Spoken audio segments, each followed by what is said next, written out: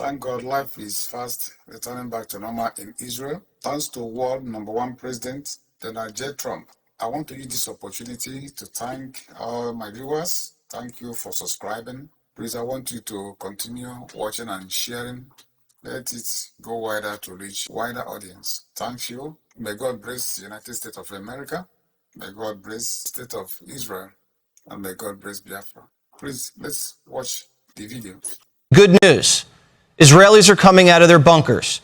The country lowered its public threat level to allow citizens to gather in public places again. And flights are now being allowed to take off from Tel Aviv. The firepower over Iran's intensifying as Operation Epic Fury punishes what's left of the regime. B-2 bombers are in the air, striking Iranian ballistic missiles, mobile launchers, and command and control. U.S. Central Command releasing video showing Iranian planes being smoked right off the tarmac.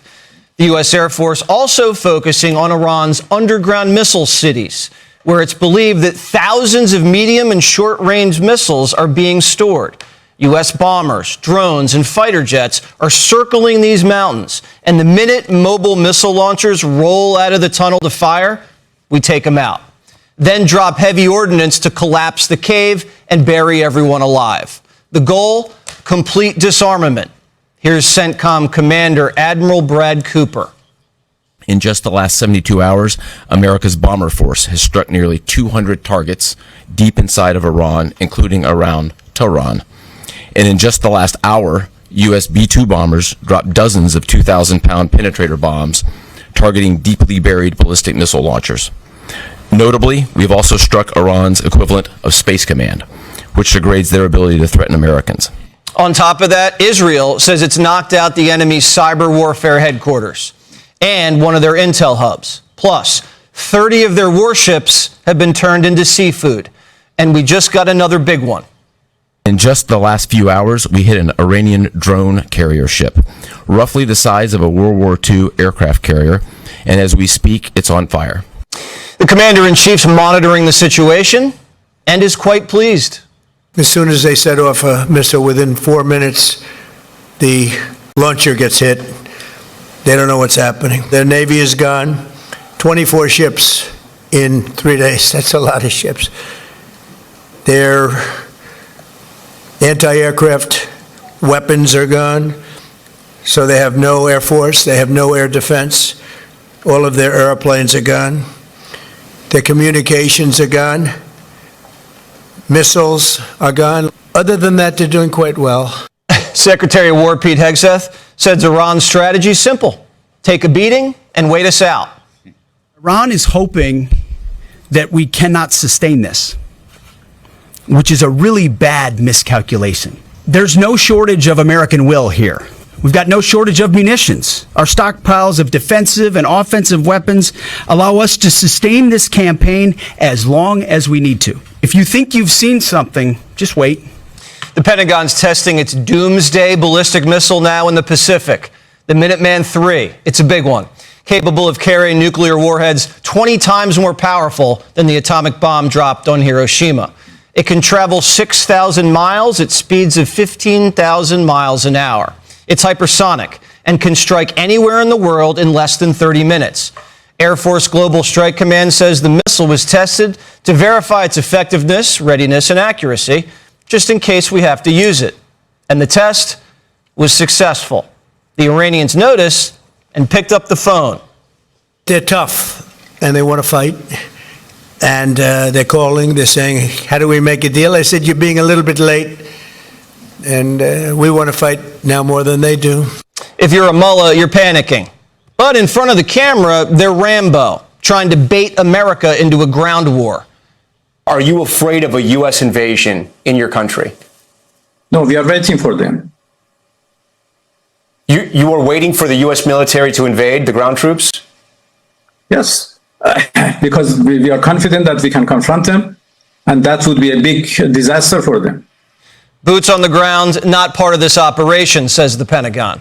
Right now, it's an air campaign, and it's been devastating and running ahead of schedule. Although Trump is saying he's all for a Kurdish ground offensive. More on that later. But Iran has an even bigger problem. Reports say Iranian soldiers, police officers, and Revolutionary Guards aren't showing up to work. Maybe they're dead. Maybe they're in hiding. Or maybe they're waiting for immunity.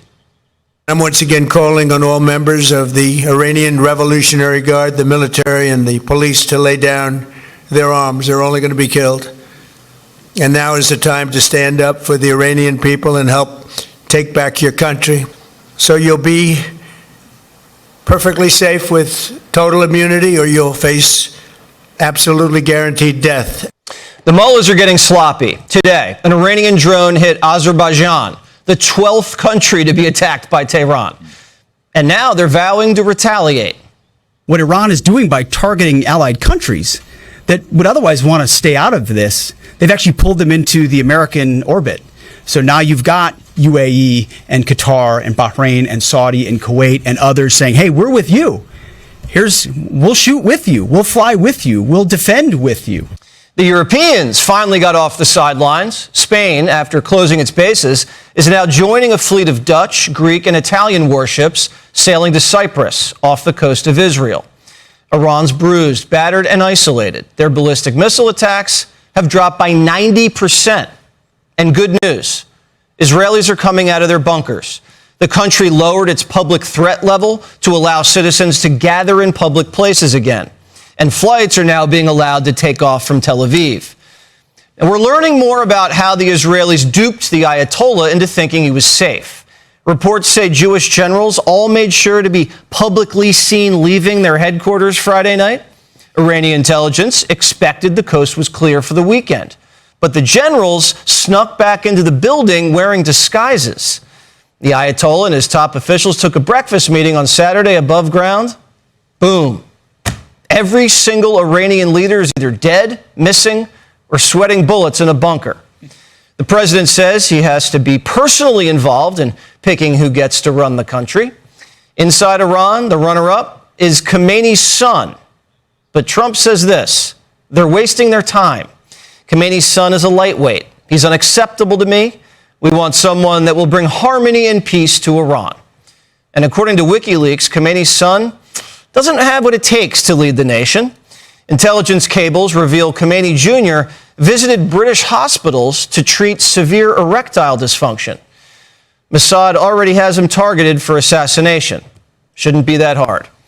The U.S. administration, while pushing for regime collapse, is also defending attacks against oil tankers and oil infrastructure. Oil isn't moving out of the strait. A refinery was hit.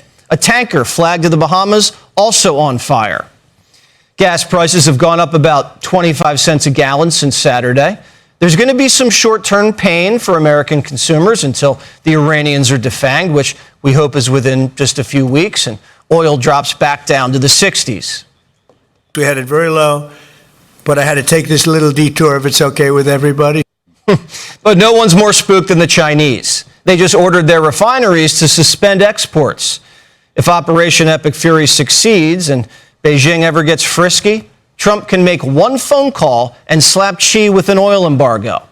The Trump administration is securing American interest in the Middle East and in Latin America. Venezuela is sending oil to Texas refineries to take the bite out of this price spike. And instead of sending gold to China, those shipments stopped. Doug Burgum's down in Caracas cutting a mining deal to send gold bars north to Fort Knox. As we cement American power in the Persian Gulf, we're consolidating power here in the Western Hemisphere. This weekend at Doral, Trump's hosting a Latin American summit where all the leaders will talk shop and play golf. Maybe Cuba can come next year.